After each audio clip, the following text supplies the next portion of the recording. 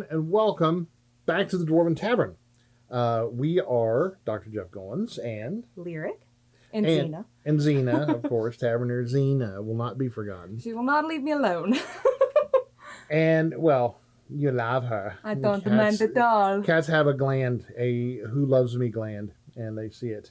And it is very obviously me. Yeah, very. Bye, Xena. Bye, Xena. Today, we are reviewing the Red Dragon Inn board game, which is a board game. And it is from Slugfest Games, www.slugfestgames.com. And yeah, I think George W. Bush ruins the W's because every time you say www, you say www now. So thanks, George. And it goes for $37.95. Oh, that was really loud. $37.95. Put that against your ear and do that. No, I'll pass. Ones. Try it. I dare you. I'll give you $1. The number of players is 2 to 4. The ages is 13 and up, and it takes 30 to 60 minutes to play. I'd say that's a good guesstimation. Yeah, because while we were learning it and playing it for the very first time, it took, what, about an hour? It took about an hour? 45 minutes. About 45 minutes. And that was learning it and, pausing to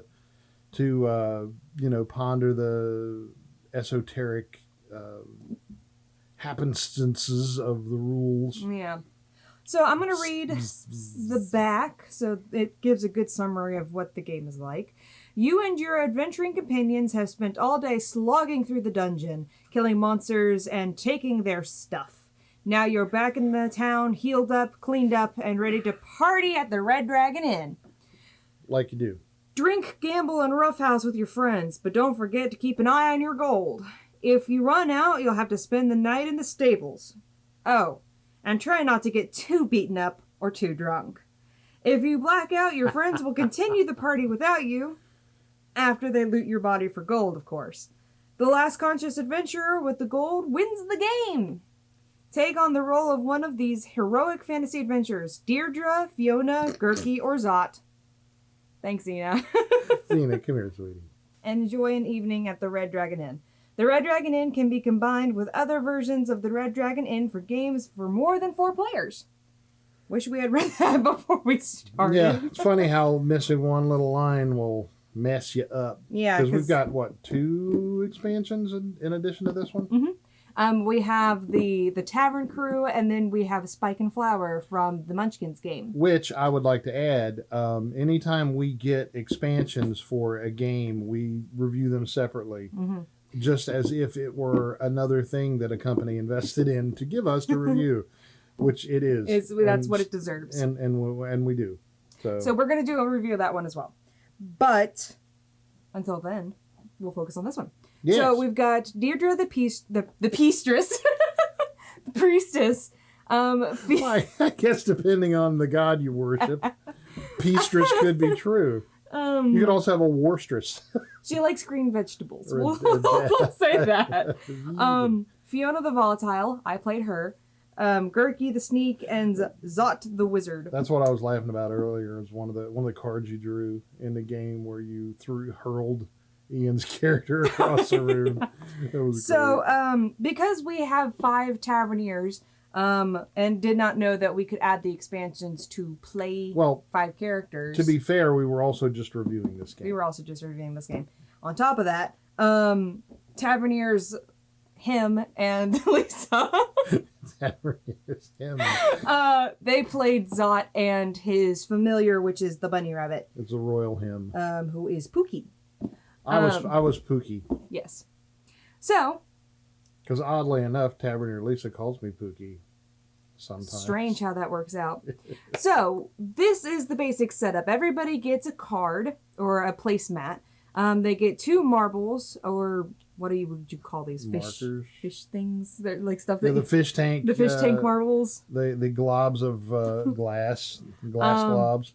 You put the red on the 20 and the white on the 0. Red... This looks like it would taste good. Don't eat it.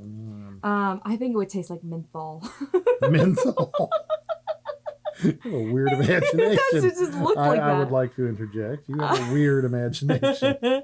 As I was saying, the red stands for the fortitude and the white stands for the alcohol. When they meet, wherever they meet, you lose because your fortitude and your alcohol level, when they are at the same point, you pass out and you lose the game.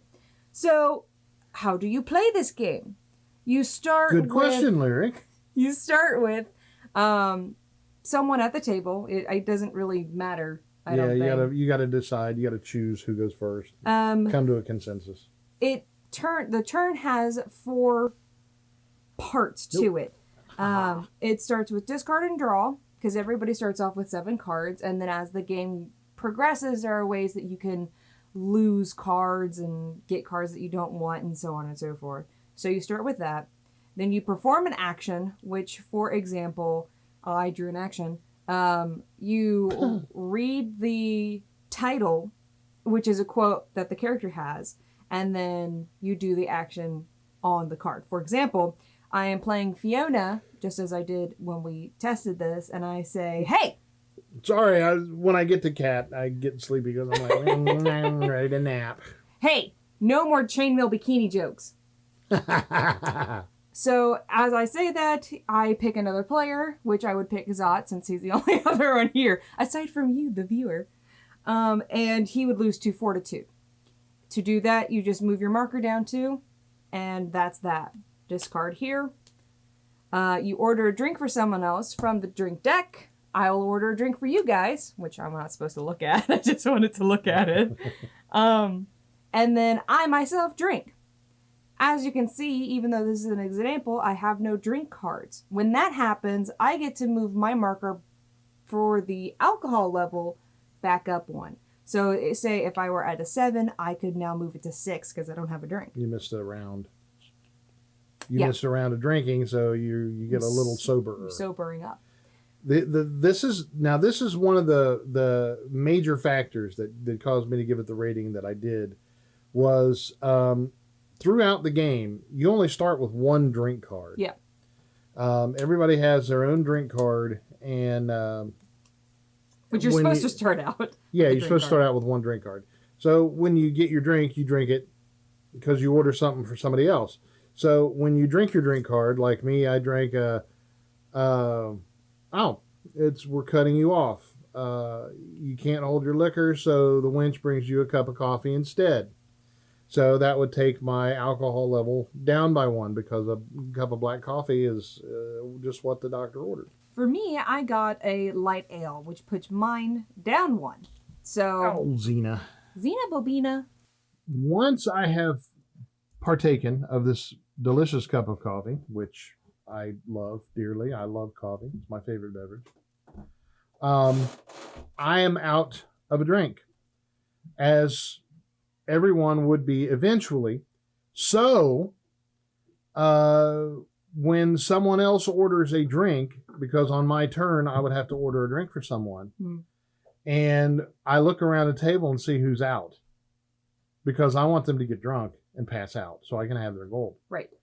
And so this is a very accurate simulation of how real life works in drinking games. Everybody looks for those who are out. Low on drink. Low on beverage. And they say, fill that beverage up. There's actually one of my cards that it says I can order a drink for someone else who is not drinking. I can get them even more drunk. Which brings us to the next point, which is there are 3 types of cards, and those cards are actions, sometimes and anytimes. Sometimes means you can play them if, it like the situation calls for it. Anytime mean you can play it absolutely anytime. Yeah. Now, a sometimes sometimes card is based on a triggering condition, such as this one, which is bad Pookie, don't drink that. The rabbit. And it allows you, it's playable, it's a sometimes cards, and it's playable when someone forces you to have a drink. Mm-hmm. So if you don't want to take that drink, which you don't, you would play this, and your rabbit drank it instead. Pookie drank it. Guys, Pookie And is an alcoholic. Pookie is a freaking monster, is what Pookie is. You don't have to suffer the ill effects of that beverage. So that's what the sometimes cards bring into play. So, another thing that I need to mention is gambling is part of this game. You can add gambling to have a game within the game. For example, gambling, I'm in, is the card that can trigger a round of gambling. So what that does is it puts the current gameplay on hold, and then it goes around the table, and if another person has a gambling card, they can then take control of the round, or they can pass. And when they pass, it goes to the person who's in control. If everyone passes and it makes a full round, then the person who played the card or took control of it is now the winner of the round of gambling, and they get all the gold that was anteed. They get all the gold that was anteed, which it can be sometimes one per player. Someone may raise, someone could, steal the gold, like Gurky. Gurky's the thief. Gurky's a little turd, is what Gurky is. So, that's basic gameplay. The gold is an added concept. When you're out of gold, you lose. When you are drunk and passed out, you lose. The main part of the game is just to be the last one standing or the last one drinking. Mm-hmm. It's really simple gameplay once we figured it out. Yeah, because there's essentially three different ways that you can lose. You can lose by running out of gold, you can lose by running out of fortitude, or you could lose by having too much alcohol. Yeah. And it's kind of it's kind of deceptive, because when we played our first game, Lisa and I thought we were doing okay. And then we just lost because in one fell swoop, we lost 2 points of fortitude and gained 2 points of alcohol. And that caused them to overlap, and we just passed out. I was like, oh, yes, I'm, of course, a wizard, and here's my familiar, and I'll have that drink, thank you. And and it was funny because at that exact same point, I was butt up against each other like that, which you're still in the game. It's just when they overlap that you lose. And I was like that for like 3 rounds. Yeah, she's like, oh, well, I've done lost. Fucking, sorry, Russell, damn it. And he's just like, oh, petty in minds.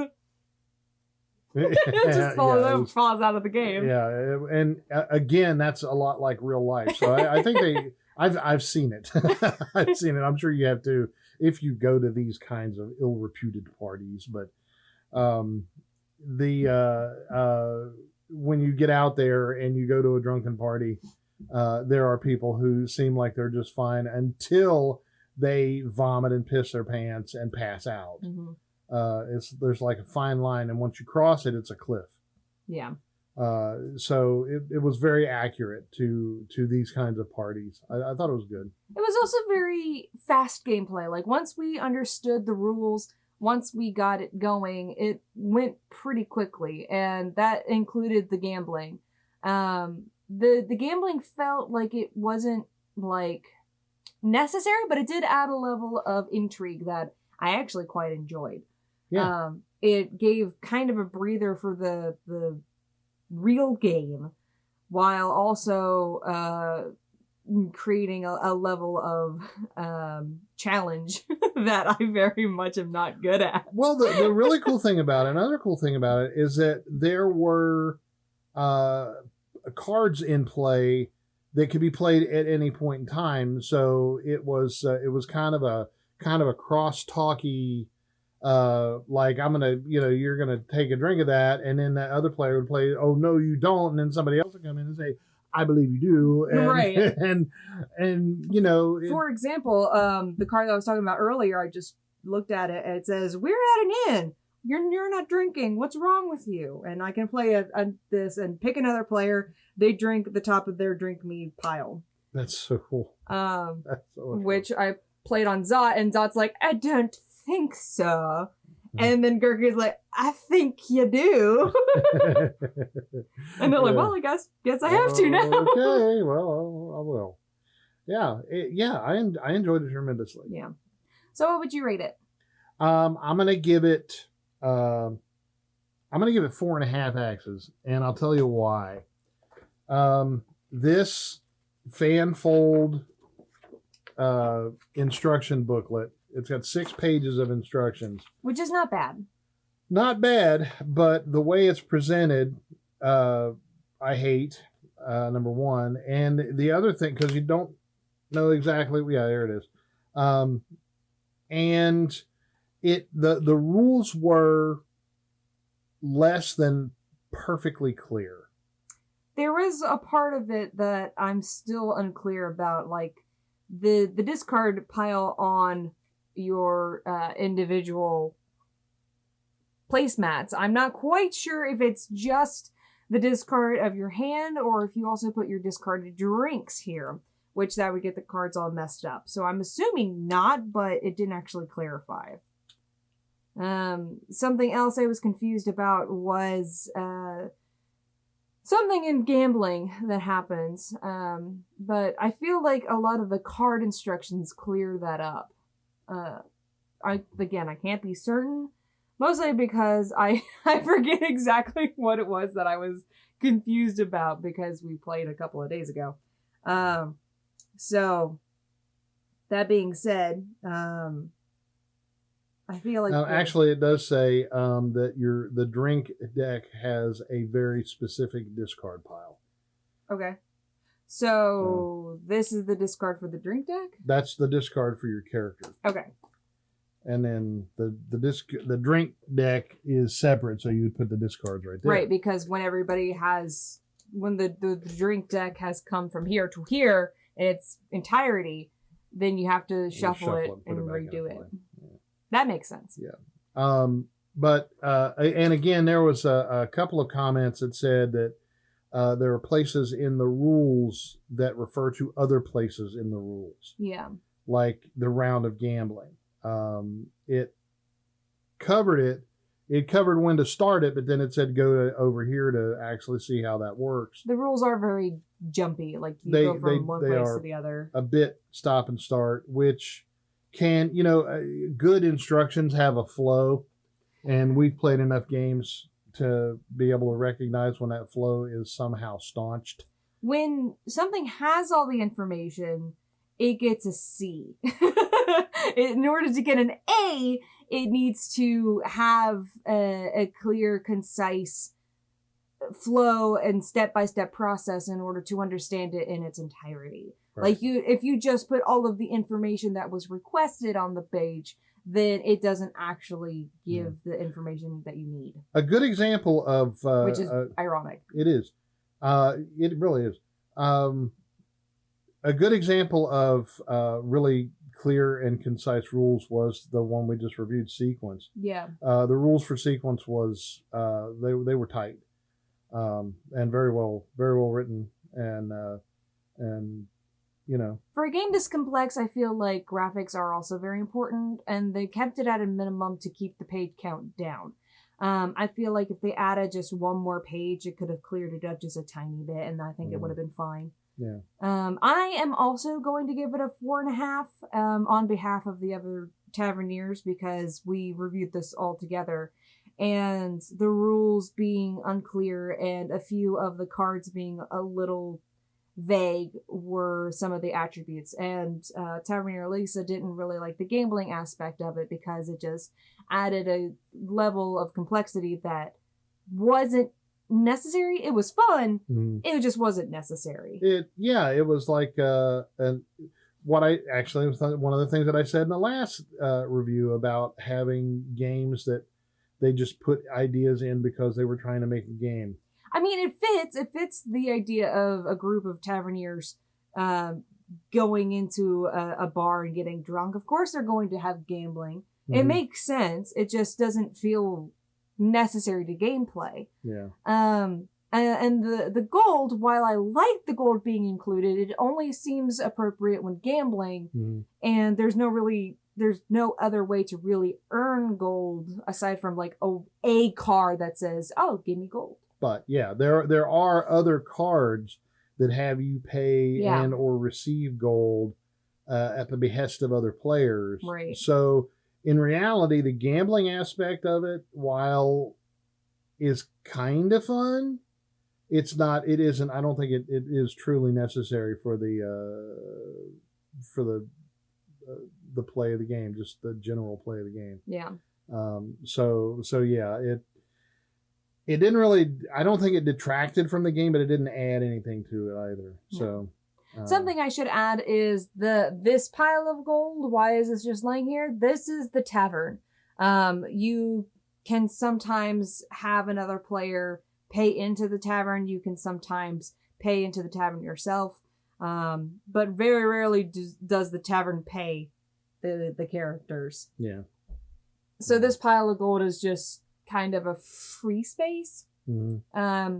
And I lost a lot of gold to it. Yeah, I really did. Well, you played the barbarian. You played did. the rough house. It actually says they have character descriptions on the back. With Deirdre Deirdre the priestess. The Peastress. It has their explanation, the good and the bad. For Fiona, it has this brash warrior maiden is quick with a sword or an axe or dagger or any other sharp or pointy thing she can get her hands on. The good, she is more than capable of dishing out and taking serious physical abuse, and her formidable constitution allows her to drink a lot. The bad, for all of her strength, she's not very good at keeping track of her gold, which is exactly how I played her. Yeah. I had like 3 gold pieces when I passed out. Then has Gurky and Zot. Zot's the bad is that rabbit is insane. Seriously. So, Gurky's is, he's cheating. So it actually gives you an explanation on who the individual characters are so that you can kind of fit the mold with who you're playing, which I think we did very well. Yeah. I was Fiona the Volatile, which fit my playing style very well, and I lost, but I went out very in a memorable way. Yeah. Oh, and the object of the game is to be the last one standing. Yeah. You don't win, you just lose the least. And that is how it is in a real. Yeah, we all probably had hangovers the next day. I practically had a hangover and I wasn't even drinking. I was just a rabbit. So that it gets 4.5 axes from the Dwarven Tavern on Red Dragon Inn. You can find them at slugfestgames.com. Check them out. It's really fun. 4.5 is still a high rating, and you can still look it up. You know what? And what I will say about the 4.5 is that the game is a lot of fun, but you have to be patient with the rules. Yes. With the rule set, because they're not horribly clear. Once we got the rules understood, it was a really... Yeah, it was a lot of fun game, and I will play it again with the expanded... we have to play it again just to review the other character pack. I mean, I still want to play this version again, so its replayability is quite high. Yeah, you can combine them, which is another thing that's really cool. You can because you got another boxed set like this, and then an actual just a small expansion pack. That's a total of 10 characters. 10 characters, so you'd have 10 people playing it. Yeah, and that could get really fun and chaotic. Oh man. Yeah, that makes me want to get more people and play it. So yeah, definitely 4.5 axes. With that said, I am Lyric. Jeff. And on behalf of the entire cast and crew of the Dwarven Tavern, we wish for you to want for nothing but adventure. And at first I feared it, then I charged. Thanks so much for watching, and we will see you next time. The time